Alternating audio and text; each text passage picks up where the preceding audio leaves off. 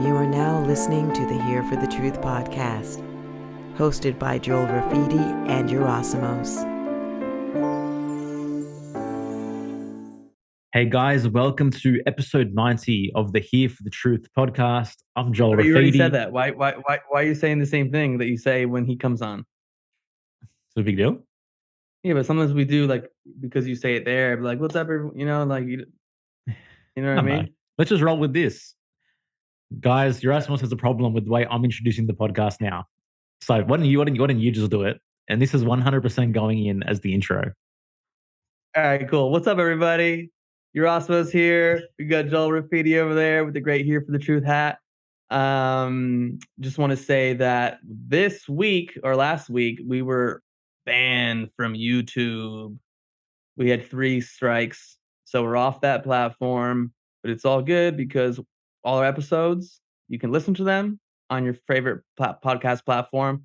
You can watch them on hereforthetruth.com. We'll also be uploading our videos to another platform soon as well. Other than that, just want to let you know our membership community, Friends of the Truth, is live. We had an amazing first guest with Jaguar Hart, who also happened to be our first podcast guest. And our next 3 guest experts are going to be David Whitehead in October. We got Miss Alyssa Sell in November. And then we got Jason Christoph coming in December. So if you want to be in the same room as them, you want to interact with them and ask questions, on top of the live teachings that Joel and I will provide each month as well, and be part of an amazing community, go to friendsofgetruth.co and check out what it's all about. It's really, really cool. Yeah. And on top of monthly live community hangouts. So literally you get a live teaching with us, you get a live guest expert call where you can interact and submit questions, and you get that community call as well. So this is an incredible offer, guys. It's an awesome container of like-minded individuals and families. And the very cool thing about this offer also is that it's only 1 membership required per household. So for any of your family members within the same house, they can join the Telegram community, they can join the live calls, they can interact and submit questions all under the 1 single membership. So yeah, please head to friendsofgetruth.co to check that out. Oh, sorry, am I allowed to speak now? Yeah, you're allowed to speak. No worries. Guys, we had an awesome conversation with Brendan Murphy. This is a lot of fun. We share similar views. We're on the same page about a lot of things, as you might imagine. So please enjoy. All right, everybody, welcome to episode 90 of Here for the Truth podcast. We have the incredible Brendan Murphy in the house today. He's a self-proclaimed truth addict. His adult life, he's been keenly aware of the falsehoods we are indoctrinated into from our youth, and driven by a deep burning need to do something about it so that we stop growing up as watered down parodies and caricatures of ourselves and become what we're meant to be: powerful, aware, informed, creative, intelligent, adaptable, and intentional. He spent 17 years and some 15,000 plus hours studying in the fields of consciousness, psychology, different healing modalities, self-evolution, conspiracy facts, exopolitics, and much more. He's the author of The Grand Illusion and has just launched his new online platform, Truthiversity. Brendan, welcome to Here for the Truth. It sounds like you're in the right place. Thanks for having me. And I just realized that you guys asked for a bio at some point. I didn't see it until like last minute, and I was like, I just realized then you've got an old bio. So yeah, 19 years now. Okay, cool, go, man. Yeah, no, we just pieced some things together from your very interesting website. So glad we're able to make that happen. The way I really want to kick this one off, as usual with most of our guests, like, what brought you here? What is your truth-seeking journey, so to speak? What are the major rites of passage that really catalyzed within you profound transformation that was like, hey, this is what I stand for. This is the direction I'm moving in. I mean, for me, it was pretty like clear cut and obvious because, you know, I had one of those sort of watershed moments where it was like the light bulb went off. So when I was like, must have been just about 20, nearly 20 or 19 going on 20, my younger brother was still in high school. And, you know, he had a talk given by some young fella that day. He was a young entrepreneur at school, and he came home and this guy, he was telling me about what this guy was supposed to be talking about. It was supposed to be about business, but he kept going off on this tangent about some book that he read that was really amazing, and he found it so interesting. He kept talking about it. And so my brother's like, I don't know why, I just feel like maybe I should mention this to you. It's like the book was called The Holographic Universe, right? And it's quite a famous book now. Probably you guys have read it, and a lot of people in the movement, in the sort of awake movement, have. And so I put that on the, in the back of my mind for like 6 months or so before I finally got around to going and reading it. And it was sort of like the perfect time in my life to do that, because at that point I didn't have any allegiance to any kind of ideology or dogma. I didn't really have any clear ideas about what I thought was real or what was happening in the world. And that blew my mind. Like, it showed me that what I had been indoctrinated with and conditioned with up till that point was basically nonsense. And the nature of reality was very different to how we are generally led to believe through, whether it's like Christian religion or whether it is the school system and the modern science, which is completely outdated. And so that just lit the spark in the fire, and I became very curious about everything. And from there, I never looked back at I never looked at doing a normal kind of a life. I never did a 9 to 5. I was just 100% on just on this journey of truth seeking, and then distilling and then sharing what I was learning along the way. So I became addicted to that path and learning and study. So, being a perpetual student from that point on, I had mystical experiences early on, and that solidified the conceptual sort of ideas of what was in the holographic universe. And it showed me, through direct experience, what is, really true about that kind of stuff and the nature of reality. So from that reference point of being, knowing from experience that I am what we really are is infinite consciousness, I guess living a sort of a normal life, as prescribed by society, was never really an option. Awesome, man. Do you mind divulging into your mystical experiences? Yeah, I mean, the first one was just, not long after I read that book, and I was just lying in bed waiting to go to sleep one night, and the next thing I knew, I was infinite, and that's all I can really say. I was infinite, a field of infinite consciousness, but still with it was like the duality of having the pinpoint, singular point of I am awareness within this infinite awareness. And as soon as I tried to mentally process what was going on, it kind of ended that experience. And I ended up taking up meditation, and I meditated quite consistently multiple times a week for a couple of years. And I had more experiences like that along the way, where it was a little bit more controlled and a little bit more sustained. And I had some pretty cool stuff. But it's sort of like, there's only so many times you need to go into that place to get it, to understand, to have the knowing. Yeah. Do you think a lot of people, they get a taste of that and then they just keep chasing it and chasing it and chasing it, whether it's through meditation or through psychedelic experiences, etc.? Yeah, I mean, I think there's a danger of that chasing and that escaping, and people, instead of bringing that knowledge and awareness into their lives in the day to day and embodying that, to try to clutch at it and grasp at it is potentially not very helpful. Just depends what your intention is with it. I mean, I would actually like to get back into meditating, but I need a reason to do it. I need like an agenda to bother doing it. Otherwise, I'm not going to. So yeah, it's just one of those things. You got to be self-aware of what it is that's actually motivating that. Are you trying to escape reality? Are you trying to go into these altered states because you'd rather not deal with your shit in real life? Yeah, I think that's such a huge piece. You see it a lot in different spiritual, quote unquote, spiritual communities, where it's just they exchange one form of escape, whether they used to be hardcore, partiers or whatever, to the flip side, escaping through certain new age protocols. It's interesting to see. You mentioned the holographic universe. That's Michael Talbot, right? Mm-hmm. Yep. Any other teachers that have had an impact on you? Books that have had an impact on you? I'm sure tons.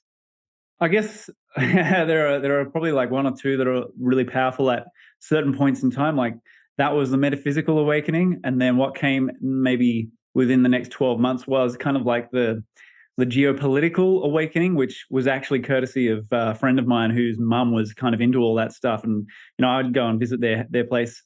This is back in Sydney. And her mum was interested in it. She wasn't so much. And one day her mother grabbed me by the hand and walked me upstairs to a bookshelf. And she was like, okay, she pulls this book out and she's like, you need to read this. And I took it with me, and I did. And I got about 90 or 100 pages into the thing, 99 pages into the thing. And I realized at that point, it was actually making me almost physically sick to realize how the world is actually operated and how it's manipulated. And that was courtesy of a little known fellow called David Icke. So that was that phase of the awakening. And then, you just push on with it. But it's good to have that spiritual foundation in place beforehand. I think it helps you to be able to integrate and reconcile a lot of the less positive information. Yeah, you hit the nail on the head there. Like, speaking personally for me, I started, let's say, a little bit post 9/11, I think was where my journey began. But I was an actor in a previous incarnation, and a lot of my training was consciousness based. Like, my teacher had a lot of psychologists on the staff, et cetera. And so, like, having that psychological foundation and understanding myself to a certain level, then when I really started diving into a lot of this truth stuff, like you said, I had a foundation. Like, I felt healthy. I was able to take this in and be able to hold space for it, as opposed to like, what the fuck is going on in the world? So Yeah. I think again, people's gaze goes external. Now we have external truth, and that's great and everything. But if you haven't pointed that gaze inwards into yourself and built that foundation and that inner strength, and have brought some regulation to your nervous system, I could totally see how coming to these realizations around what's going on in the world, or coming across, let's say, a book like David Icke's, would make a person kind of a little bit maybe potentially unstable.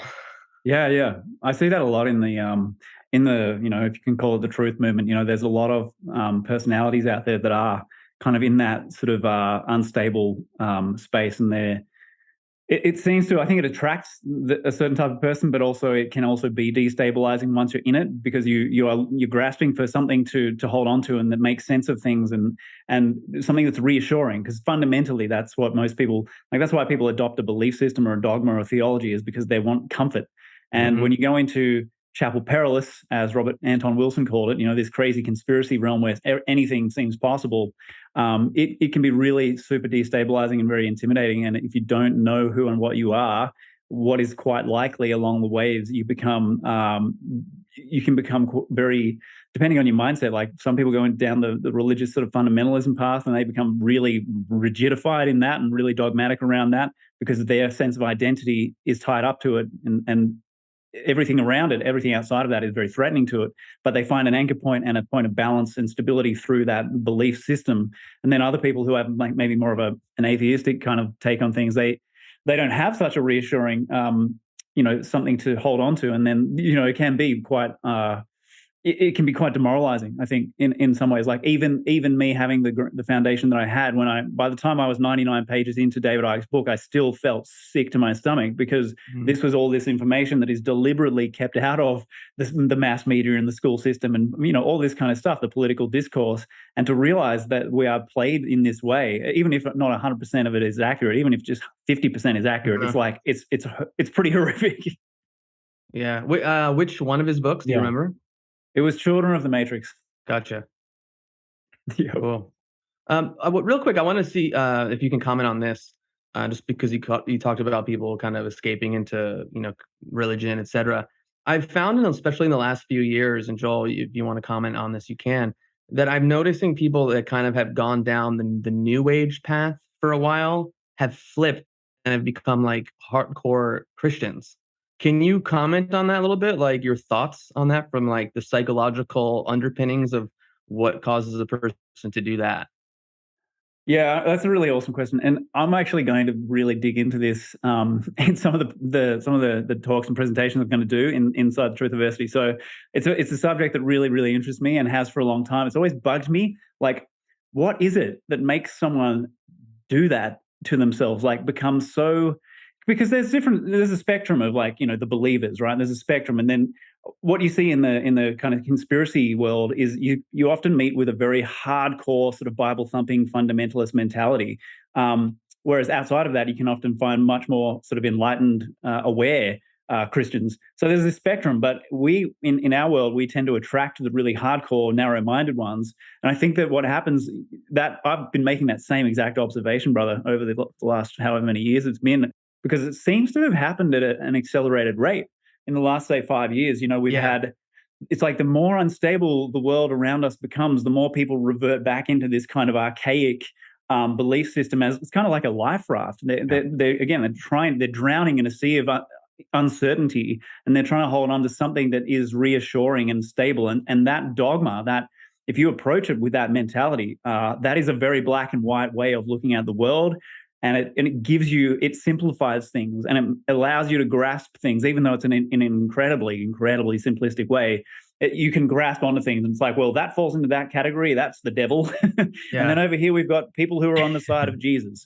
And you're either this one or you're that one. And that's very easy to grasp the world through that extremely simplistic lens. And then they have the reassurance of, well, I believe in Jesus, so I'm going to be fine. I'm going to be booking a seat on the cloud. It's okay. Like, whatever happens to me, I'm going to fight the devil to my last breath. And no matter what happens, I'm going to be booking that seat on the cloud. So it's okay. So it's a very reassuring concept. And we also have a history, like in the morphic field and in our neurology, we have a history of this. We used to be super religious. Humans used to live in a super religious mentality. And this insight came primarily from Julian Jaynes. And it's been elaborated on and researched a lot more, and it's received a lot more support. A lot of people don't realize this. But his incredible insight was that if you go back beyond 1500 BC and all the way to, say, 10,000 BC, in that time frame, we were what's called super religious. So we actually neurologically, psychologically, were radically different to how we are now. And we did not, as humans, we did not have the psychological sophistication. We didn't have the self-awareness. We didn't have the awareness that we were aware. Mm-hmm. We didn't have the ability to step back from ourselves in like that sort of figurative, virtual way and look back at ourselves and go, I'm aware that I'm aware. I'm conscious of being conscious. That came later as society became more complex and the social order started to be challenged and break down. The brain had to actually evolve different ways to cope with that, and it became what we call interiorized. So we ended up developing over time from, say, approximately 1500 BC into the next, say, 1,000 years. We developed a radically different neurology, and what we used to have in the super religious mindset, what Jaynes called the bicameral mind, was this inability to kind of think and rationalize and make decisions for ourselves in the moment. So if something couldn't be done, if an action couldn't be performed or a problem couldn't be solved on autopilot, which basically means unconsciously, then what happened was if they had to be faced with making a decision, the right side of the brain would send a message into the left side of the brain, which they would experience as basically a auditory or visual hallucination. And they would essentially hallucinate that a god or the god was telling them what to do. And so they didn't have what we now experience as free will. So we've come from a radically different place. And those experiences gradually became sort of canon. They became canonized. They based their theology around it. These people, these prophets and that kind of thing, these people who had the remnants of that older psychology, and they gradually started to die out. But what the Bible tried to do was they pulled all this material together, obviously very politically motivated. A lot of texts never made the cut. And we ended up with the Holy Bible, which is this sort of harking back to the super religious age where people had that direct experience auditorily and sometimes visually of communicating with God, which was the way that their brain was interpreting the right hemisphere communicating with the left hemisphere in a situation where they had to make a decision, which is a little bit of an overview of how that played out. So in the background of the human brain and the psyche, that is still there. That impulse is still there. We remember on an unconscious level that we used to be told what to do by an external, right? That's how it was experienced, by an external source, a deity, which told us, so we didn't have to think for ourselves because we actually at that point in time couldn't do it. We weren't neurologically capable of it. So it's a harking back to a much simpler time when it was like we were kind of like children in the Garden of Eden, and God would tell us what to do and we would do it. And because it was experienced in a way that maybe today's schizophrenics would hear our voice, it's a very invasive, extremely invasive, intimidating dynamic. So the person who's hearing the voice doesn't really have a great deal of capacity to say, no, I'm going to do it my way. It's so overwhelming that they are instinctively compelled to do the behavior that they are being instructed to do. So that is a very, we're harking back to that. If you revert back into that fundamentalist mindset, you're actually unconsciously trying to get back to that earlier place, which is, again, a much simpler way of being because you don't have to make decisions for yourself, for one thing. So are you saying, I'm familiar with this book. I have it. I haven't read the whole thing. It's The Origins of Consciousness and the Bicameral Mind. Is that his book? Yeah, and the Breakdown of Bicameral Mind. It's a fantastic marketing title. Yeah. So would you say now, let's say us sitting here where we have like different parts of us that are speaking to us, would you say that like back then there was like a version of that where another part of the brain would kind of send signals or thoughts, but they were also potentially auditory? Could it just be also like like another part of their brain thinking something that then they thought was coming from a god as well? Yeah, well, that's basically his model, was that the right side of the brain, in the left hemisphere, there's this part on the side that's called Wernicke's area, and on the right side, his hypothesis was that on the right side there was a corresponding area, so kind of like a mirror image, and that the volitional impulse, or the thing in your brain or psyche telling you what to do in a situation, was, the right hemisphere shooting that signaling across to the left, and then you experience it as this hallucination, and you're like, basically like, shit, I have to do this. Like, whatever the instruction is, you have to obey it because it's a god commanding you, and you're just this puny little pissant. You can't argue. Yeah. It's like, it's for some reason it's making me think of a movie I loved when I was younger. Real Genius is one of Val Kilmer's first movies where he plays like a genius, like a young genius in the school for geniuses. And there's a part of the movie where one of the guys was kind of like, you say he's the villain, but he's like the teacher's pet. While he's sleeping, they go in there and then they hook up some kind of thing to his braces. And then when he wakes up, they're able to like transmit a voice to them. And the guy thinks he's talking to God. So anyways, it's pretty hilarious. It was like a definitely a movie I enjoyed when I was young. Yeah, But man, check it out. Real Genius. I've never seen it. I'll have to check that out. I saw a really good example of there was a show recently. What's it called? Manifest or something like that. It's a series, and I'm not watching it. I watched some of the first episode, and in it just happened to have this woman who was on a bus, and she suddenly hears this voice telling her like to tell the bus driver to stop the bus or something. And it's like, I just really thought the way they acted it out and portrayed it was actually really powerful, because she hears this voice and she's like, oh, like, it's so intimidating and overwhelming. It's like someone slapping you in the face, and you can't ignore that. You can't ignore a voice in your head the way that you can block out other phenomena. It's so invasive that you really are left with no options other than to do in terms of the bicameral people, to do what they were told, and they interpreted that as doing what the gods were telling them to do. Yeah. And this was how their social order and hierarchy was maintained, because people were obeying the same sources of authority and authorization. So as society became more complex and tribes started to intermeet and interconnect, that hierarchy starts to break down, and situations that have never been faced before have to be dealt with. So decisions that have never been made before have to be made. And so the whole thing gradually starts to crumble, and we had to evolve into a newer interiorized state of consciousness where we actually are consciously aware that it's me deciding to do this thing. I'm not hearing a god supposedly external to me telling me to do this. There's no voices, there's no visions. It's just me going, I think I'll go for a walk. Yeah, is this phenomena still possible with man's modern mind? Because I'm just trying to potentially link this to people who claim to have, God experiences and spoken to God, whatnot, as a potential justification. Well, for that. Real quick, I want to jump in there too, because I read a book years back called Under the Banner of Heaven by John Krakauer, and it explored the history of the Mormon religion, and the kind of baseline, or the book was based on these two brothers who were part of fundamentalist sects, not sex, but sects, Mormon sects. And one of them said they received a message from God to kill the other brother's 18-month-old baby. And so that's what the book is based on. But they go into the whole history of Mormonism, and in terms of religions, I mean, to have something that's pretty new relative to like Christianity, or it was really fascinating study on that. So it's interesting to think about what Joel said. Like, there are people who hear voices now, or they say God told them to do a thing. So I'm curious, like, how that plays out, and if that is a remnant of that distant past. Yeah, I mean, like, the evidence suggests that is a remnant. It is this vestigial kind of hangover from that era, because we have people who do still hear voices, and sometimes it's they're just hearing gibberish.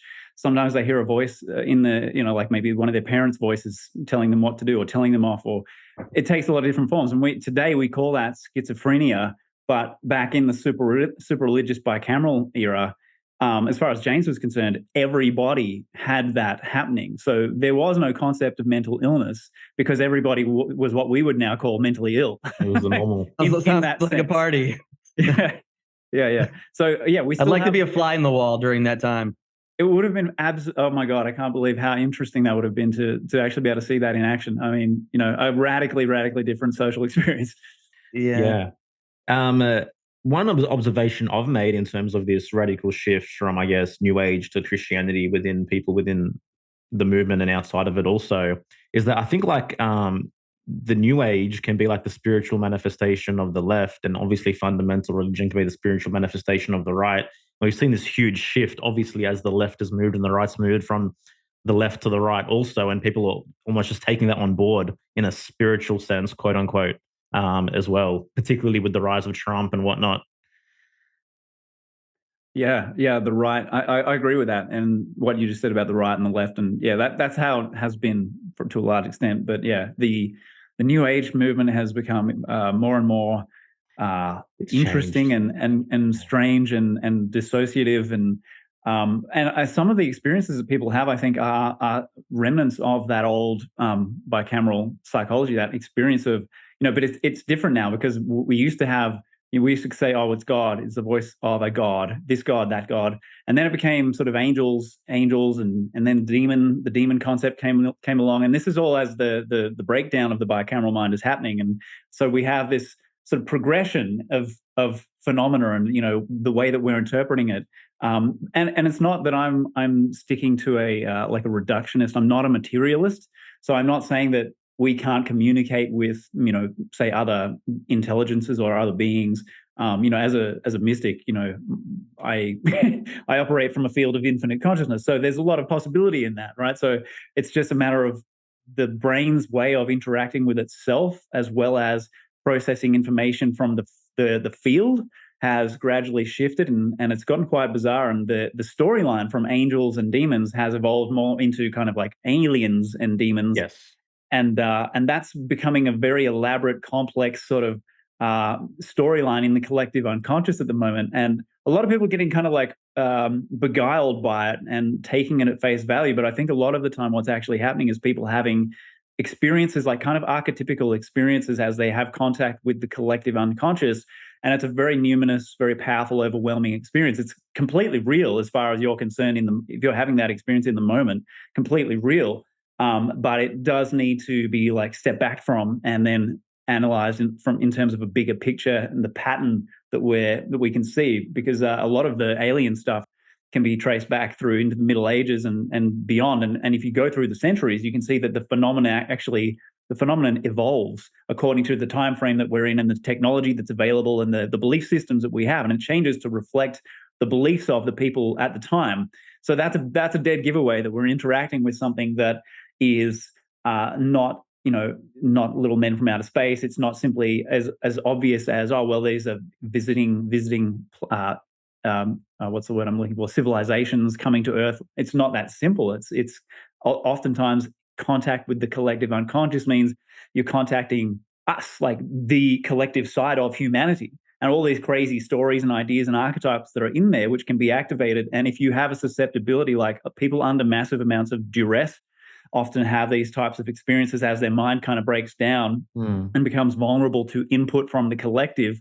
They can have these experiences of, alien this, alien that, abduction, whatever it might be. And it's not to disparage people who are having the experiences. It's just a matter of sort of stepping back and looking at, well, what is the nature of this? And sometimes you can see that it's an archetypal kind of a thing, and it follows a shamanic kind of a patterning, and that you can trace back through the centuries. Other times it's less obvious what's going on. Yeah. I want to get into go deeper into this subject around like aliens and UFOs and all this stuff, but I want to just kind of revisit what you were saying around how in the New Age community there's kind of elements from that distant past, the bicameral mind, whereas you see all these people all the time in these quote unquote spiritual communities where they're just like, well, spirit told me to do this, and spirit told me to do that, and spirit told me to do this, and spirit told me to date my twin flame, and whatever the quick case may be. And it's just like, I'm trying to like what's the voice? How do you know it's spirit telling you to do the thing or go on the trip, or I'm gonna wait for spirit to tell me what the next thing to do? And it just seems like it relates to that time period from thousands and thousands of years ago. So I'm curious your thoughts on that. I mean, obviously I'm mocking it a little bit, but it just I find it kind of interesting how it relates. Yeah, man, and it's good observations too. Like, I really empathize with that, and it is easy to make fun of some of those people because some of them are really like very deep in that whole.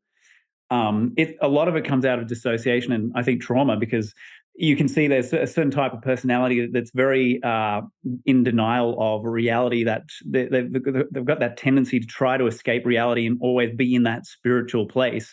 And so, yeah, you get that stuff. Oh, spirit told me to do this and that, and twin flame this and whatever. And then at the same time, it is true that we can have this interaction with the collective consciousness and the quantum field and this information, because ultimately we're swimming in a sea of information, and the fundamental aspect of everything is consciousness. So it becomes a bit complicated. Like, you got to ask the question, well, what is, at the end of the day, what is real?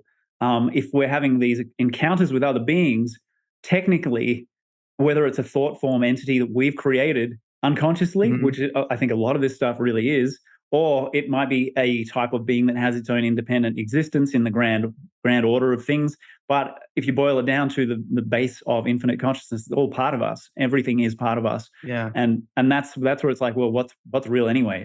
You get to that point very often. You're like, Yeah. Well, that's how I translate it in that sense, where it's like you're giving credit to this external thing. Where for me, I translate it as like my intuition. Like there's some part of me that was like, go here, make a left turn, like pick up that book, date that person, don't date that person. Do you know what I mean? Where it's just coming from this place that, yes, I guess if I was some like spiritual type and wore the outfits and everything, I could just say spirit told me. Whereas I'm like, well, no, I told myself. Like, Yeah, to me, it's just I'm decorating doing it. intuition. Yeah. Yeah, and that's it, man. Like, everybody here is plugged into that quantum field, so everybody here has access to all the same information. And that's what that gut feeling can be. That's just being plugged into that information flow. And yeah, you're right. Like, I do see a direct parallel there between that kind of a mentality of, the spirit told me. So it's like kind of having, clairaudience, a voice telling you what to do or whatever it comes through as. And that's a direct parallel to, some of that bicameral stuff. It doesn't mean that there's not some kind of interesting thing happening. Yeah. Because there is. And I think that, even though James's model was fundamentally a materialistic model, he didn't deal with any of the paranormal stuff. But if you go into parapsychology and start dealing with the psychical research and all this, it's like, well, Jane's really, that was a big missing piece of his puzzle. That was the real weak point, was that he didn't go that far and he didn't take it that far. So when you do, like, an honest investigator who has access to 21st century information has to acknowledge all of that and just be like, okay, well, the Janesian thing fits. It's a major piece of the puzzle, but it fits into a bigger picture where psychic experiences do happen. We're in this quantum model, this quantum paradigm now that James in 1976, when he published that book, that wasn't as well established as it is now, even though in terms of like quantum mechanics and physics, that paradigm, had destroyed materialism completely by that point. But it's not embraced in the academic world and community. They still have a large amount of resistance to dealing with consciousness on its own terms. And that means dealing with parapsychology and psychic phenomena and all this stuff. So Can you break down simply, like, what is the quantum field? Like, we hear this, but I think people don't ever grasp on what that actually is. What does that mean? I think it's the current sort of in vogue way of talking about the infinite field of consciousness that is the ground of reality. That's, as far as I'm concerned, it's like, well, they don't, in physics, again, they've had this huge bias because we've come out of a period of time where we've had this Cartesian split between, the church and the world of the scientists, right? So the church was going to deal with the spirit, and the scientists were going to deal with the natural world, and they were never supposed to tread on each other's toes and get into each other's territory. And so, the scientists remained blind to the religious phenomena, and the people in religion remained blind to the scientific, the development of the scientific information and paradigms. And I think it's just essentially, if you're talking about the quantum field, you're really talking about a field of consciousness that is the ground of reality, which is, that is where this hologram that we are living in, this holographic reality, is projected from the ground, the whatever you want to call it, the pleroma, the consciousness field, the infinite. That is essentially having a dream. It projects like a dream into itself, and we end up living in this holographic reality because we inject ourselves into it, and typically forget where we came from and who's doing the dreaming. But that's I'm getting off on a tangent, but I think that is the quantum field, the basis, the real basis of the quantum field, because it contains all information, and the base of it is consciousness, which they try to avoid because they'll talk about information, bits, quantum bits, and this and that, but information doesn't mean anything unless there's consciousness there to process it and make some kind of meaning out of it.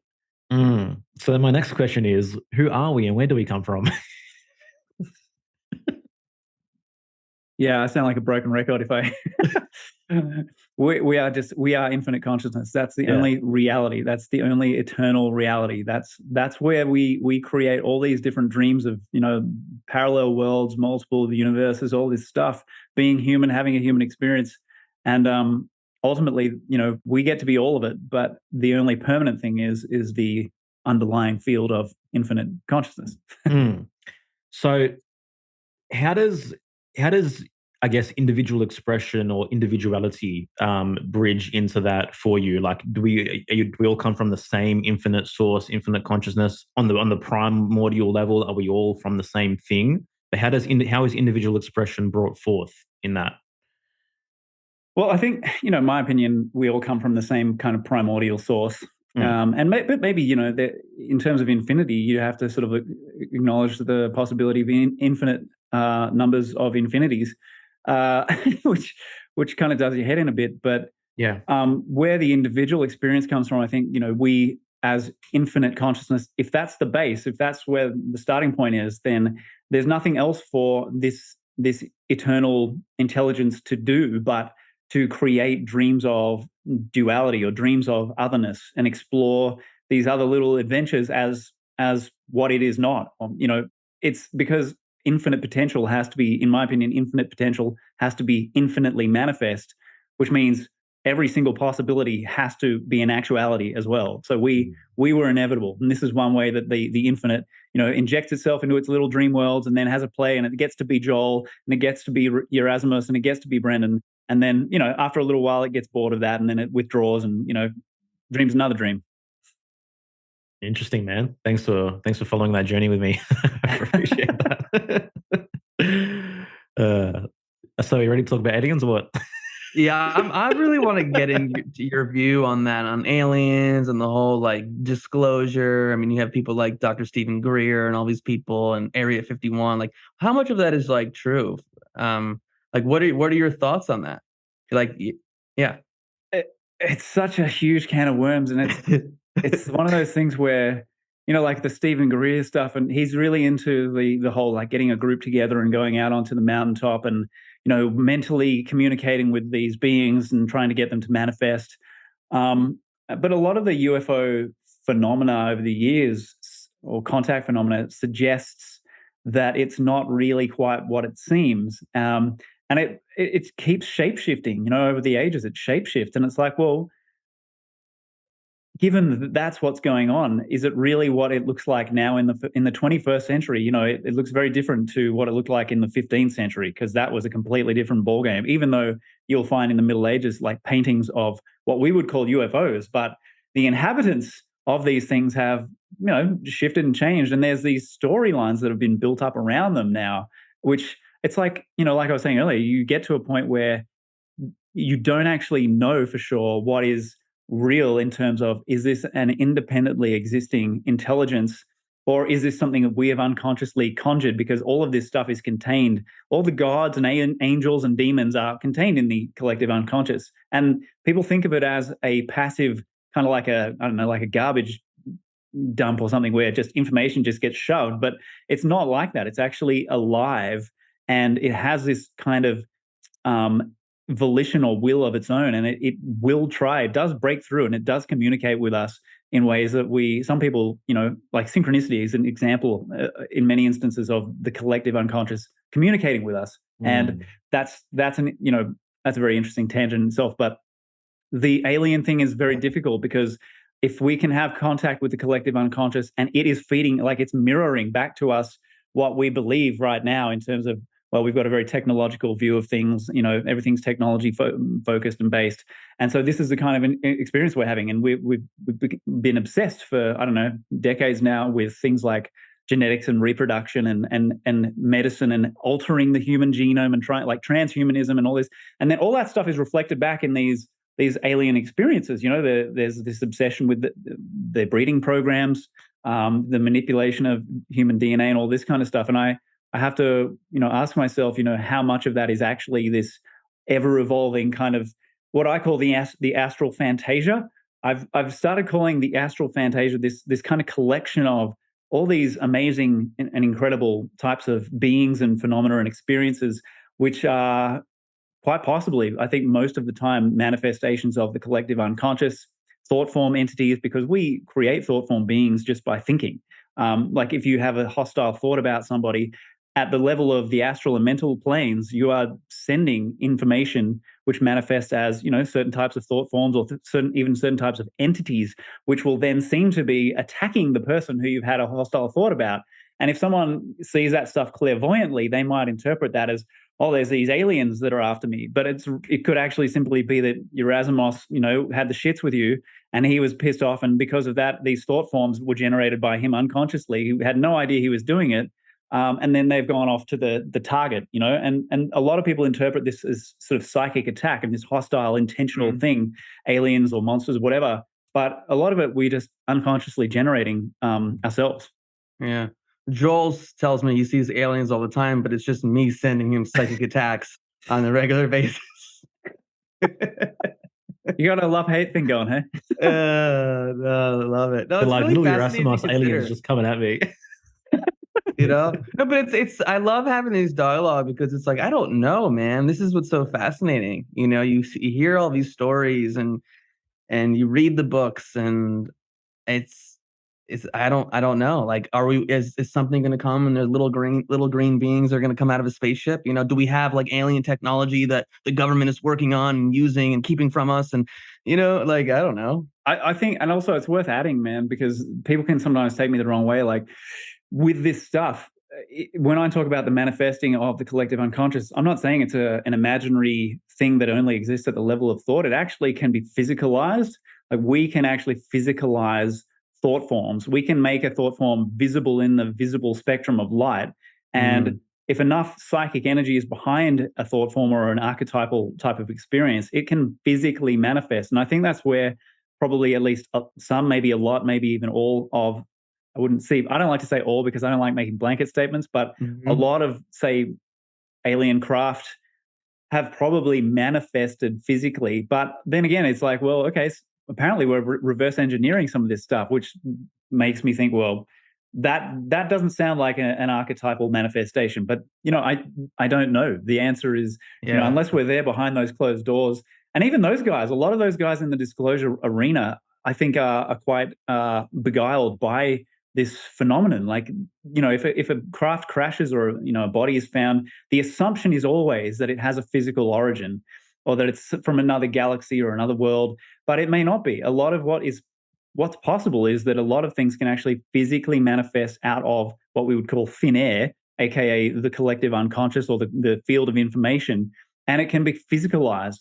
That's how we got here. We got physicalized through multiple dimensional layers, and eventually we have the physical world, physical bodies, and when we die the physical stops working. We still have the etheric body, we share the etheric body, we share the astral body, we share the mental body, and all these different layers of energy and information. So in Robert Monroe's books, he had a group of people working to produce thought forms, and their goal of this one particular exercise, which I talk about this in book 2, actually book 1, I think, was to manifest visible red light up in the sky. And they spent a certain amount of time as a group focusing on this one thing. And eventually, this one bloke in the group went, "Hey, look up, look higher." They actually had to look higher than they had aimed the target, so to speak. They aimed here, but the light manifested up here. So they did succeed in generating a visible red light in the visible light spectrum as a group through nothing more than mental intention. And there's thousands of experiments that prove that we can interact psychically with the environment around us. So Cloud busting. This is this is the Monroe Institute, right? Like I feel like people have told me about or invited me to things where they've like taken courses where they're bending spoons with their thoughts. Is That's that the one. similar? Yeah, okay. I don't know I've how much yet to spoon bend a bending they do, but spoon. a lot of astral travel stuff. Yeah. Okay. All right. I'm Hmm. so fascinated by all this. You know, I don't have like direct experience, but you know, I'm definitely open-minded enough to be like, you know, there's many things that could be possible. I think Yeah. I think it's really interesting to me that a lot of the UFO alien phenomena, there is a pattern there where people go through a very significant time in their lives, or potentially maybe a very stressful time in their lives, or like a fork in the road moment, and that is very, very often when these types of encounters happen. And that to me tells me that there is most definitely very often a psychic connection between the thing that's manifesting and the person who's, witnessing it, having that experience. I mean, I saw a huge orange disc above me about 100 meters in the air at night, back in I think it was early 2012. I was living in Perth at the time. Mm. And I was out in the sort of backyard, and just for no apparent reason, I just had this impulse to look directly up above me, and I did. And there's this huge orange disc, and it was like as soon as it realized that I had my eyes fixed on it, it took off at a very, very rapid speed, and it disappeared. But it didn't disappear over the horizon; it just vanished. And this stuff gets caught on radars. So it has a real physical presence. I mean, if it's solid enough that a radar signal is being bounced off it, that tells me that the psychological phenomenon involved can actually manifest at a physical level. And that's how powerful the energy behind these types of archetypal experiences can be. It is something that starts in the immaterial world but can manifest physically. And the fact that it so often happens when someone's going through a really crucial point in their lives tells me something. I mean, it's not Nazis hanging around in their flying saucers, waiting for you to have an amazing, profound moment or turning point in your life. No, it's something more profound and more subtle than that. Cool. Amazing. One very, very simple way that I can attempt to give language to the unconscious is, for example, I'm a member of Michael Tessarian's Mystery School, right? And when you read tarot, not really contacting an angel or an oracle or anything like that. You're tapping into the unconscious, and you're basically giving the unconscious a language. And so when you get a card that is so absolutely spot on, it's simply because you're providing a language and a form for that unconscious to express itself, and the proper environment and arena to do so. So if you think about that on a macro level, then yeah, I can kind of see how all of this is possible for sure. But yeah, fascinating, definitely. Yeah, I agree, man. That's a really good analogy, actually. Mm. So what's your focus these days, man? I mean, obviously we've experienced a lot since 2020. How did you feel about that? Did you see that coming? Was that far more intense than you expected it to be? And are people just going to forget about the massive bouts of tyranny and totalitarianism that were experienced and go back and regress to normal life, or have things shifted in a permanent manner? Yeah, I think it's a little bit of everything there. I think most people are very, very happy to forget. Most people have very short memories. Yeah. And, the historical awareness is not really very high. Like, people don't know what Stalin's communist Soviet Union looked like and what was happening there. They don't understand how the techniques of propaganda and brainwashing continue to be, passed along down through, the years and the decades, and used all around the world by the governments that are supposed to serve us.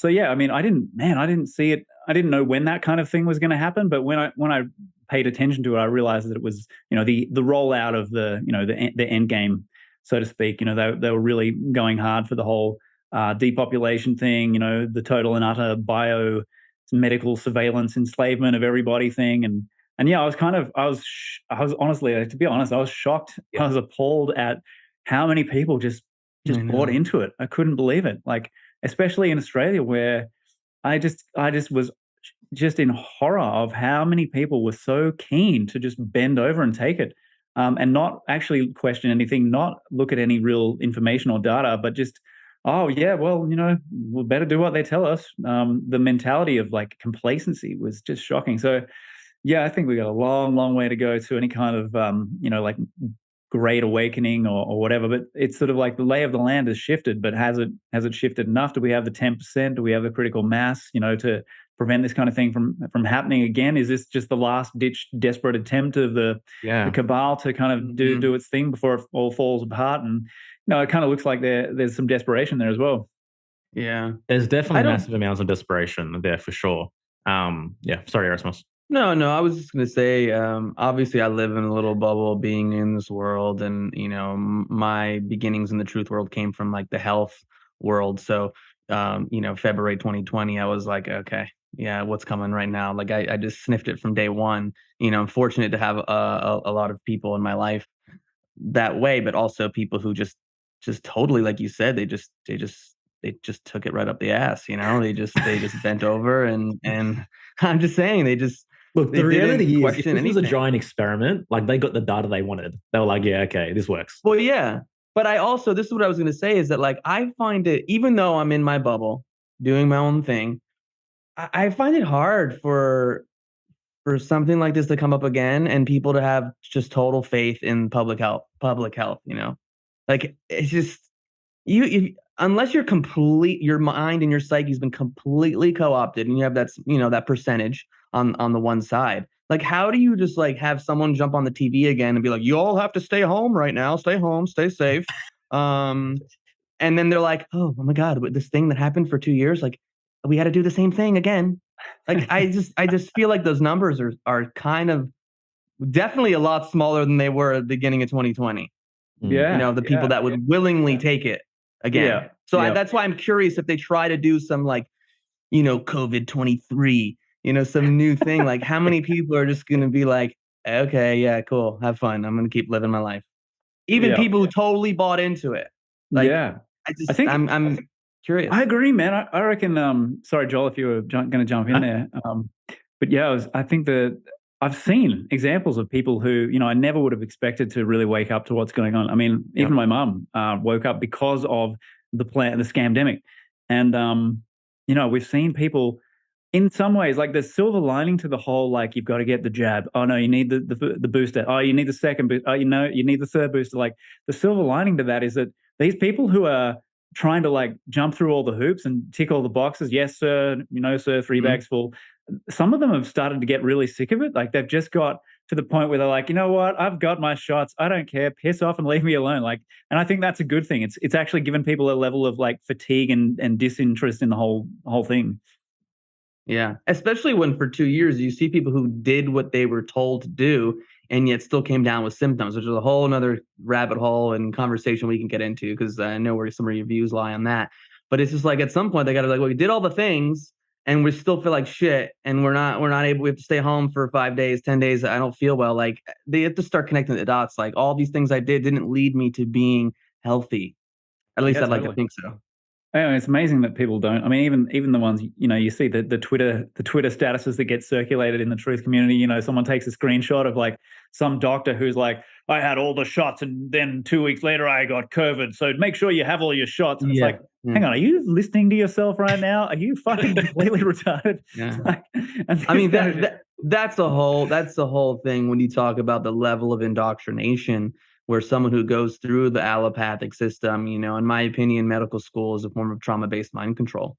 You're put through, like, you have to do all this studies and all this time, and you put all this money into it, and you can't question authority. You get no sleep, and you got to study for freaking 48 hours straight. Like, I mean, it seems like trauma-based mind control to me. And then once you come out of it and you're $200K in debt, let's say even if you get a sniff of like something's off, you're like, well, I don't know. I went through all this thing. I got the white coat. All my parents' friends tap me on the back and tell me how special I am.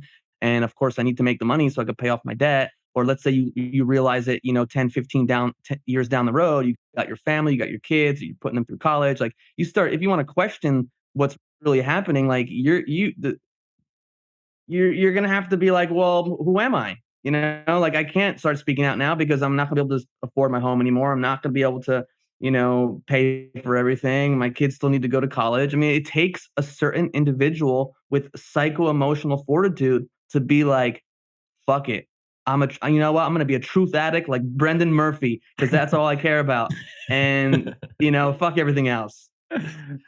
It does, and like most people aren't, they don't have it. They just don't seem to have it. It's really unfortunate because the people who suck it up, who don't want to go along with it but do, I think like a majority, or maybe not a majority, but a significant number of Yeah. people, and that's what keeps the system rolling along and just bulldozing over us. It's those people that have the opportunity to say no and take a stand, but don't, and that just makes it that much harder for the rest of us to try to pick up the slack and take a stand ourselves, because the support that should be there really isn't there. That's why I respect people who do it, like Mike Donio, who was is an ex-senior scientist in pharma. He lost his job because he wouldn't take the jab, and now he had to face that. He had to process that. I'm not gonna have income. I'm not gonna have this job. I'll never work again in the biomed industry. That's done now because I'm like on the blacklist, right? So that's a rare human, and I respect the shit out of those people, because there's not enough of them for starters. I agree. We had Mike on the podcast, a few months ago, and I'm right there with you. I mean, to be able to face that and to go, I want to live with integrity, and if I'm not going to get the salary that I was getting, then I don't care. The truth is more important, and being able to look at myself in the mirror every day, because you hear the stories of people who have spoken out, and then they talk about all the other people that privately message them or send them emails and go, "Hey, I just want you to know, like, I'm really happy that you're speaking out. Like, well, I wish I could, but I can't for XYZ reasons," or whatever the case may be. And you're just like, you're just choosing not to. You think about all those pediatricians who choose not to jab their children, and yet they allow the assembly line of other people's children to come in, and they just keep putting them through the schedule, because that's happening too. There are those who have woken up, but they're like, shit, I'm making $1 million a year. I'm getting those insurance checks. Like, I can't say no to that. Whew. Yeah, it's a difficult situation. And like you said, man, like they go through that period of indoctrination, they get broken down, and they end up in a situation where, the debt's hanging over them, they got to pay it off. And it is still a matter of choice, but it becomes a situation where you can kind of understand why some people don't say anything, because it's like, well, that's not a fun situation to be in. But I forget what I was going to say with that, but yeah, it's definitely a problem. And the thing is, it's like something happens along the way that makes them fail to realize, or I think the brainwashing is the real issue, because they have such power. If the people, like just doctors and nurses, took a stand together as a unified front, they could completely change the way that the system operates overnight, because they are the system. But they give their power to a handful of bureaucrats sitting at their desks, pushing paper around and creating rules and laws and whatever. And it's like, hang on a minute, it's people power in the end. Like, that's what changes things. If we take a stand as a united front, it's game over. It's game over. That's the power they have is enormous. Yeah. One thing that I always come back to as some form of proof that things have shifted is that prior to 2020, vaccines were the most taboo subject on planet Earth. You could not even question that to any degree whatsoever. And for a lot of us who have been, speaking out for a long time, we never thought that there would come a time where, it became this much easier to have that conversation about vaccines with a larger amount of people. And that definitely seems to be the case now. Like, holes have been blown in, the immaculate shield that vaccines wore for a very, very, very long time. Yeah, completely. And by their own hand as well, because the toxicity of them has killed and maimed so many people that it's like everybody knows somebody who's either been seriously injured or killed from having the shot. So the way we look at vaccines will never be, even though they're fake vaccines, but still, it will never be quite the same again. Like, it has definitely changed the terrain. So yeah, I mean, again, silver lining to a pretty awful kind of an event. Yeah. Yeah. With everything that's happened, obviously you don't have a crystal ball, and where we are right now on September 28th, 2022, where do you see like the next couple of years going? Like, how do you think things are going to unfold, from a geopolitical standpoint, from like a medical standpoint? Like, what's your intuition, or what are the aliens telling you? Oh man, What's spirit telling you? I'm just tapping into my twin flame guide here. Perfect. Yeah, like it's that's the million dollar question, because nobody really knows. We don't get to see the meetings behind closed doors of what these psychos are planning on doing. But we do have documents. I did a presentation in 2020, which is one of my podcasts, where I incorporated some of the documentation that showed that these people intend to push the PSYOP all the way through till 2025. And that's this is just like kind of, we're watching phase 1, phase 2, phase 3 of this very long range plan. This is the Great Reset. And so they're not going to stop anytime soon willingly. That's one thing that I'm pretty convinced of. It's just a matter of how much resistance are they going to encounter along the way. It seems to be an increasing amount of resistance. So that's a positive. I'm not overly optimistic in terms of like the short-term vision of the human experience, because it's like what's possible is one thing, but what most people are willing to do to help themselves or improve things is a very different thing. And it's usually for most people the answer is the bare minimum or sweet fuck all. So I don't see the next like 10, 20, 50 years being super bright. Like we go through this great transformation and everything's hunky-dory. I think we're going to be challenged, and the longer we take to really take radical responsibility and take a stand for what is true and good, then the longer this kind of stuff is going to be dragged out, because they're not willingly stopping. They have a long range plan. They plan for years and decades, and it's not finished. So I don't know, man. Yeah. Short answer, I don't know. Well, let's be real. Like Agenda 21 pretty much happened in 2021. We know there's a 2030 in place, right? Exactly. Yeah, that's not an arbitrary number. So yeah, we can expect like the next 7 years, 8 years and beyond, like they're going to keep trying to push it. They will, but we're seeing some pushback, which is good. Yeah. So what's your advice to the individual seeking to cultivate, inner and outer freedom in the midst of all of this? Man, that's a good question. To me, the buck stops with the individual, and you have to utilize your own inner locus, your own moral guidance system, and listen to really not necessarily, what you think is right, because most people are basically inherently good, decent people, but we also need to access the thing in us that is our unique sort of thread of authenticity, and it's that thing that lights you up. Because if people actually lived according to their highest values, a lot of the system that we don't like would actually dissolve, because it's people who feel like they're stuck in situations that they don't like and can't get out of, that are keeping it really motoring along. So, the way to dissolve the collective issues and the individual issues is the same to me. It's starting with the individuality, finding your individual thread of uniqueness and what lights you up. And, Joseph Campbell told us, follow your bliss. And that he wasn't speaking from a hedonistic place. He was recognizing that in every individual, there's a very unique spark or fractal of something that's special in them for them. And if they hear that and listen to it, then, something amazing is possible for your life. You can go on the hero's journey and make it out the other side. You can return with the treasure and the gold and whatever, but you can't do it if you're a member of the crowd and the herd and not listening to that inner guidance system. Well, you're speaking our language, man. This is a big reason we do what we do, why we even created our own coaching program is all, it's called Rise Above the Herd. It's all about allowing a person to just tap into that uniqueness and live their life and stand apart from the crowd, So I everything you said, man, those words, music to my ears. Yeah, awesome. I think we're all on the same page here. Yeah. Well, that's all right. Yeah. It's like, okay, yep, we agree. Okay, bye. Yeah, cool. It's so true, man. It's just, if people just chose to be authentic, they're able to starkly look at the inauthenticity which they've allowed to foster, and then they wouldn't be put in a position where they have to compromise the truth. It wouldn't be leveraged against them in the same way. But when you have that entire illusion to lose, then of course it becomes much easier to continue to maintain the lie. And as our good friend Michael Tessarian often says to me, like, have zero tolerance for the lie. If each individual could somehow cultivate that within themselves, zero tolerance for the lie, then obviously things would be starkly different.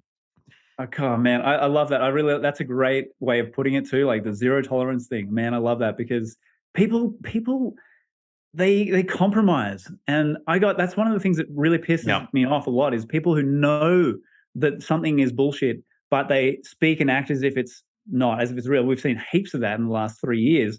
Like people who know that there is no virus, but who will still say, "Oh, I had COVID. Oh, it wasn't that bad." You didn't have COVID because you can't catch a virus that only exists as a computer model. And stop pretending.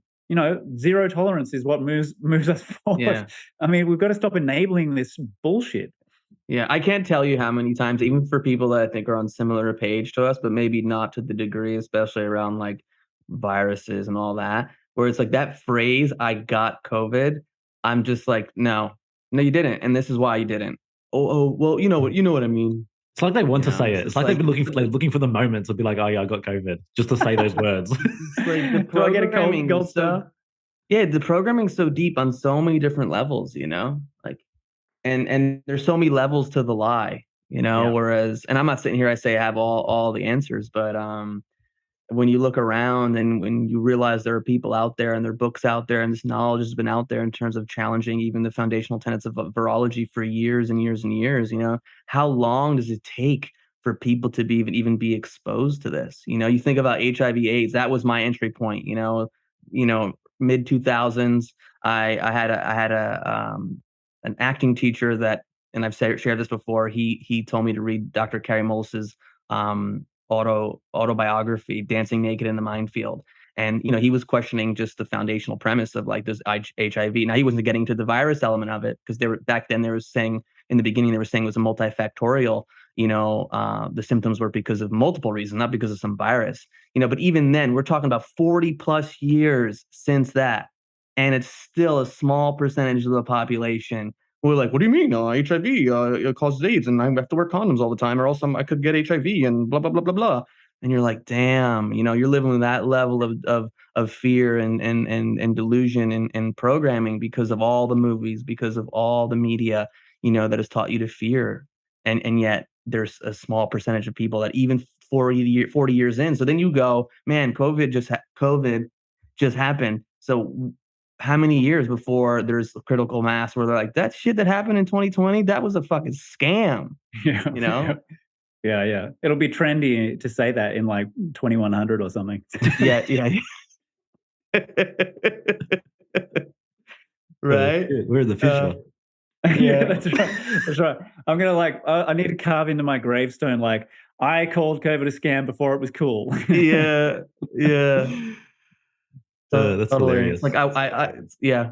Oh man. None of this stuff.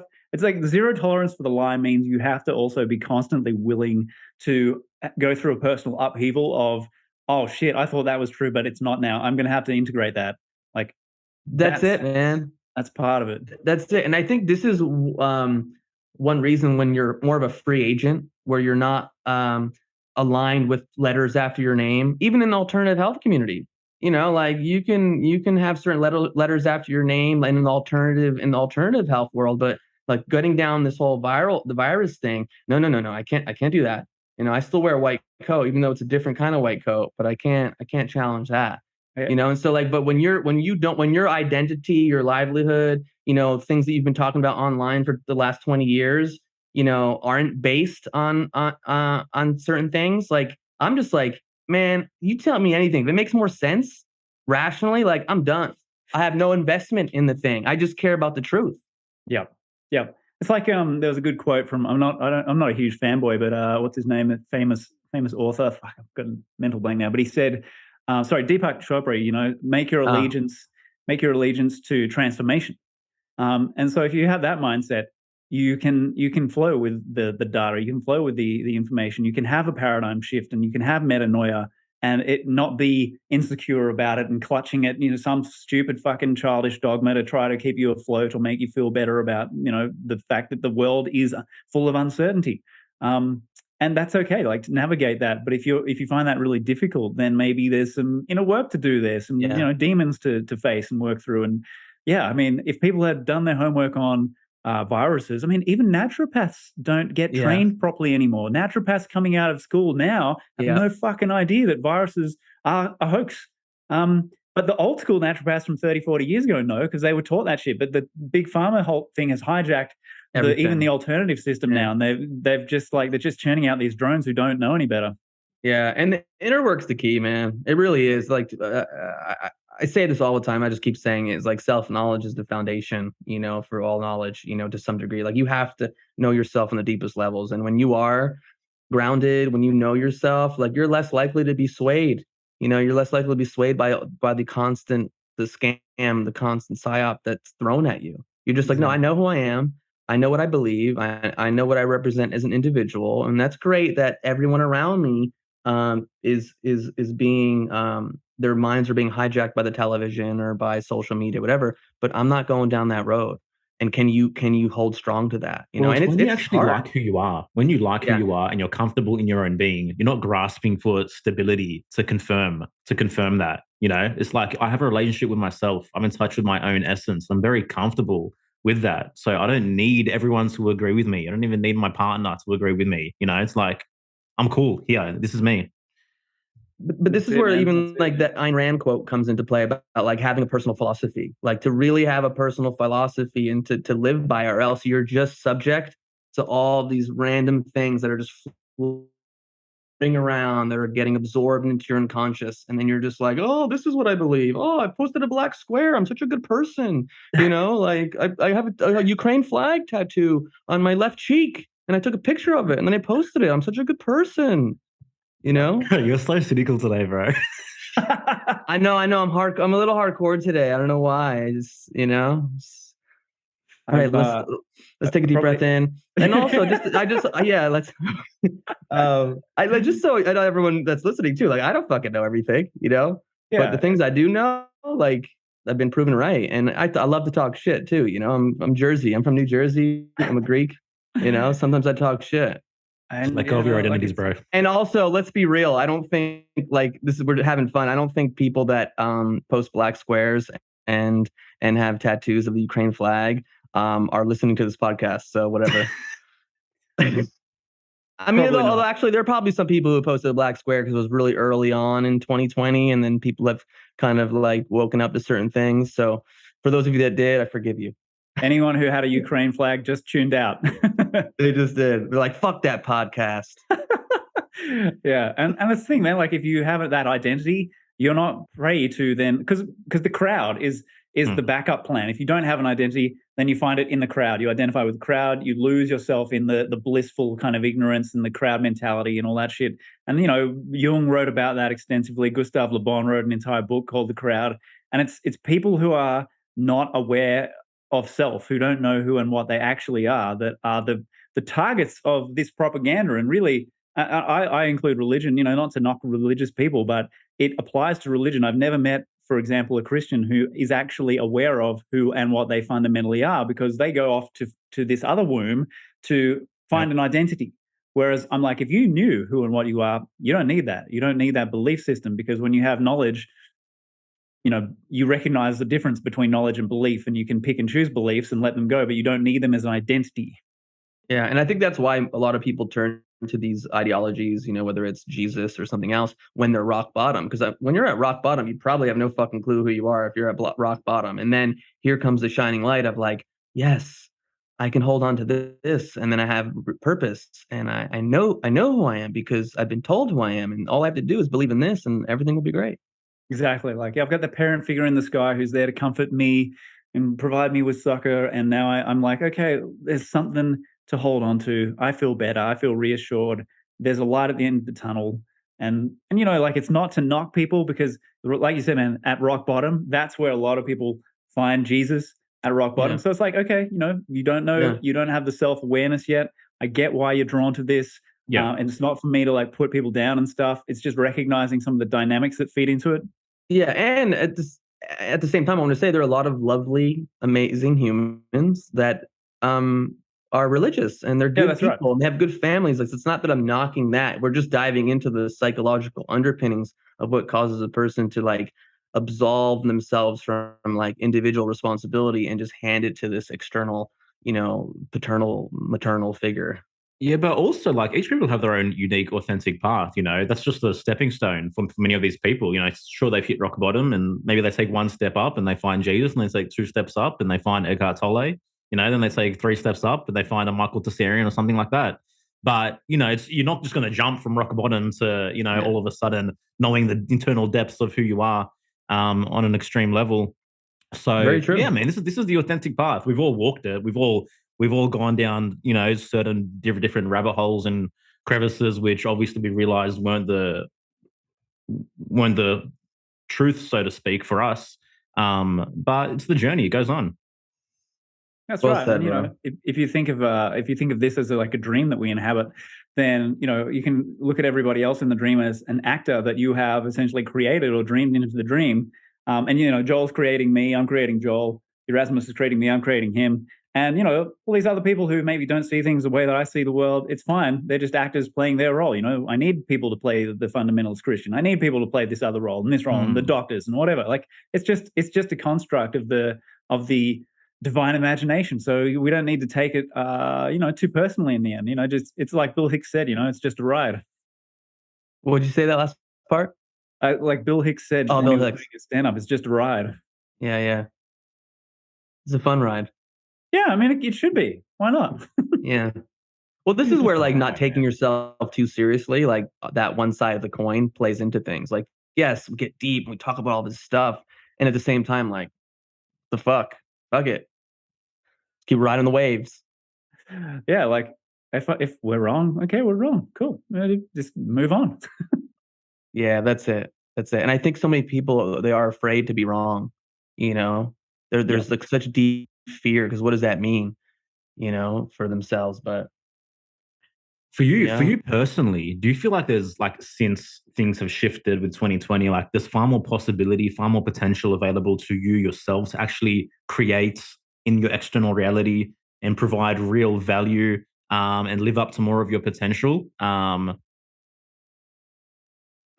In a way, Yeah. what I see, I think that's a good question because in a way, I see people. There's a high number of people now who have snapped out of the trance, which means that there's more people who are ready to listen to me, which means I get to go and be more of me and Yeah. have fun with that. So on a personal level, yeah, absolutely. I definitely think that a lot of good has come out of the last couple of years. It's shifted things. People are having thoughts they never had before, entertaining ideas they never had before. You've got people watching this podcast who 2 years ago would have condemned it to the depths of hell. So Very true. I think slowly in some regions we're moving in the right direction. Yeah. Yeah. Well, we got banned from YouTube last week, so they still condemned us to the depths of hell. I'm sorry to hear that. Yeah, that sucks. You know what? Fuck it. Yeah, I actually was like, when I saw that email, like, to be honest, a smile came across my face first and foremost.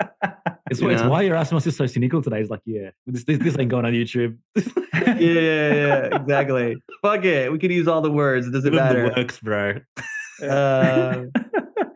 Thank you for balancing my extra cynicism, Joel.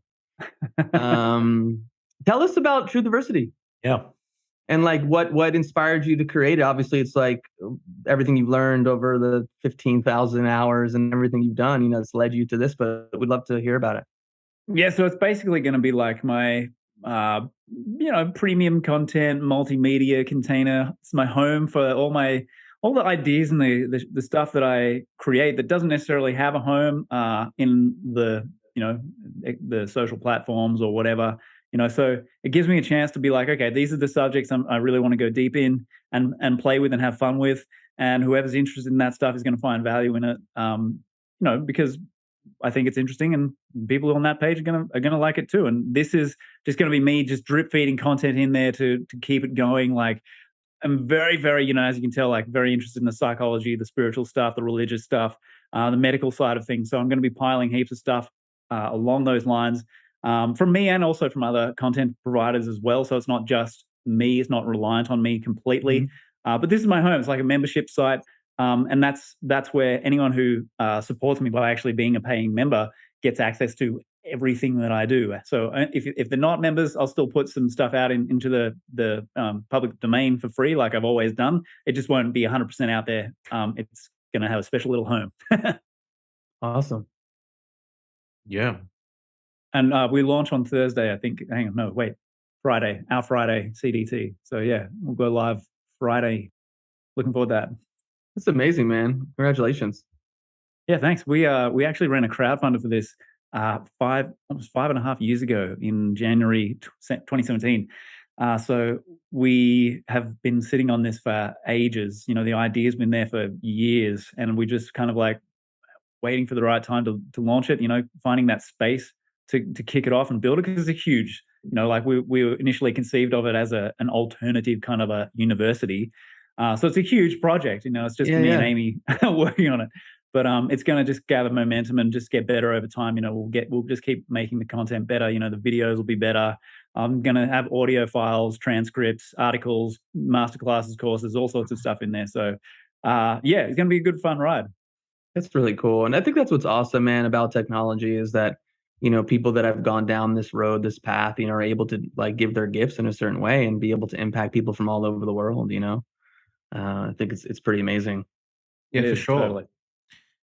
So tell us about Mexico. Like, is this everything that is what you thought it would be in going there? What's the lifestyle like for other people who might be considering making the same shift eventually if they're given that opportunity? Yeah.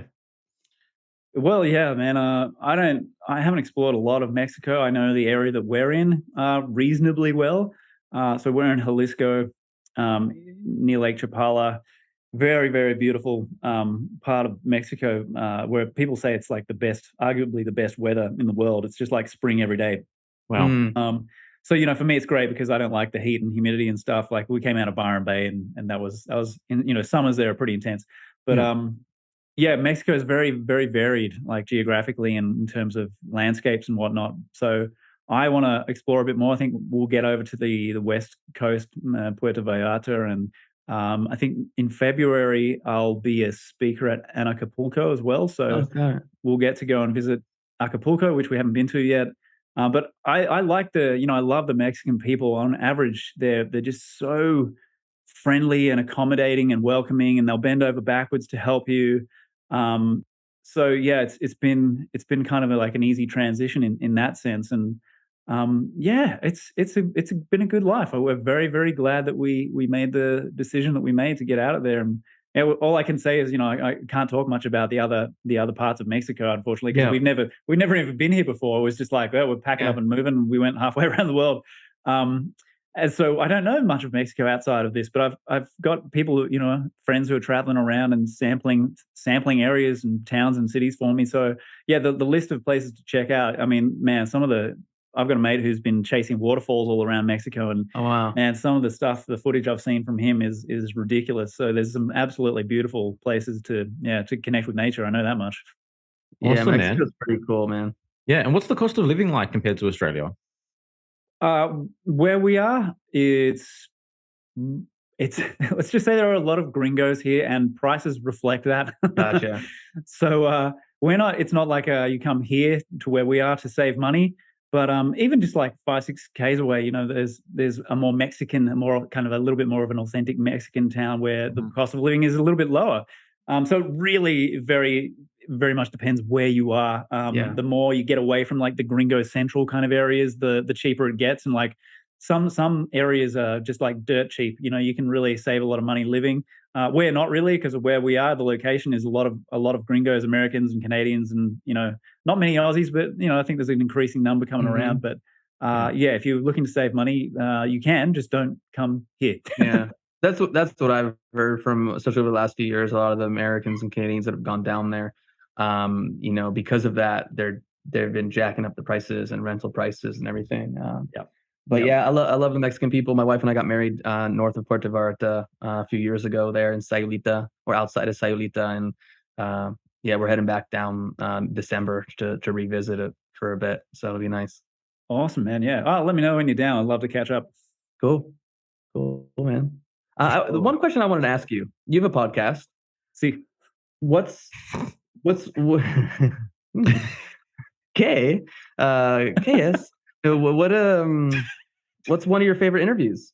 Like, what's an interview that like you're just like, oh man, this person blows my mind, or the conversation we had was incredible. Like, I'd love to hear some thoughts on that. There are two people who come to mind. I'll say two names. So I have had a friend called by the name of Nick Sambrook for the last, say, 8 years, and he's very much interested in the that whole conversation we were having around the collective unconscious, the way it operates.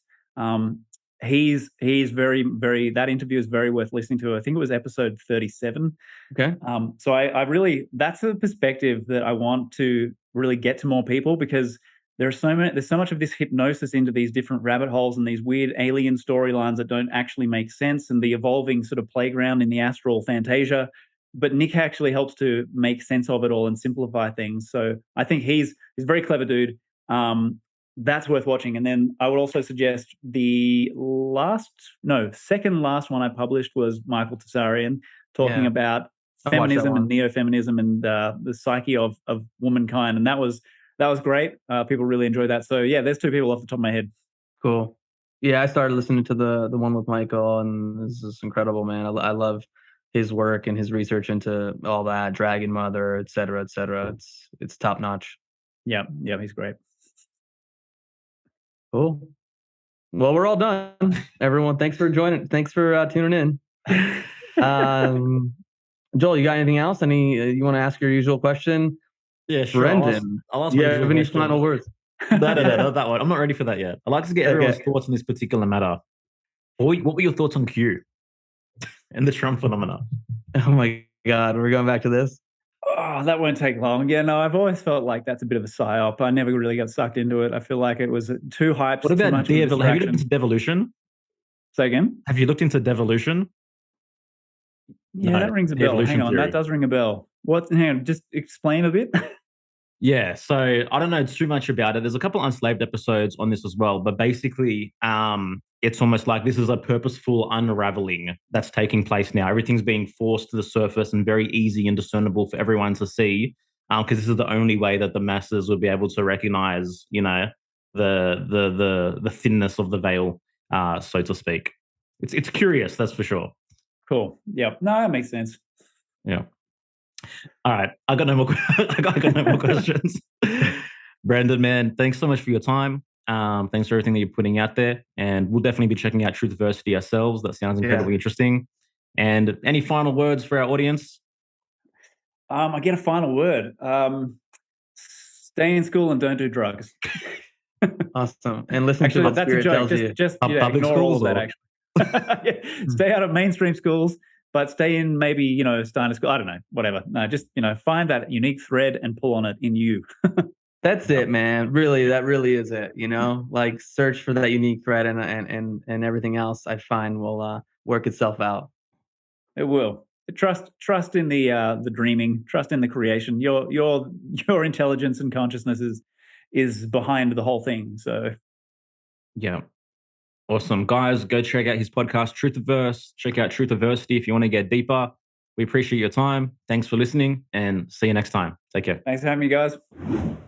Hey, guys, thank you so much for listening to this incredible conversation with Brendan Murphy. For those that are still here, we are currently running 50% off your first month's subscription to Friends of the Truth. That means you get access to all 3 calls, our live teaching, our live and interactive guest expert call, our live community hangout, plus access to all previous calls, guest expert calls, teachings for 50% off. So that's $27.50 USD for your first month with us. We really believe this is incredible value, if not ludicrous value, and there's 1 week left on that offer. So if that's something that interests you, just come, hang out, see what it's about. And if you don't like it, you can leave at absolutely any time. With that being said, thank you so much for your support. Please rate, review, subscribe wherever you are. Share this podcast. If you got value out of it, it means a lot to us. And we'll see you next time. Smoking mirrors, I'm seeing through the illusion. Waking up in a time, they think you're in a delusion. Somebody set the alarms, cause they be too busy snoozing. I'm in a DeLorean. Fast forward in evolution to a place where we can share our confusions. Yeah, 450 BC, I'm sharing tea with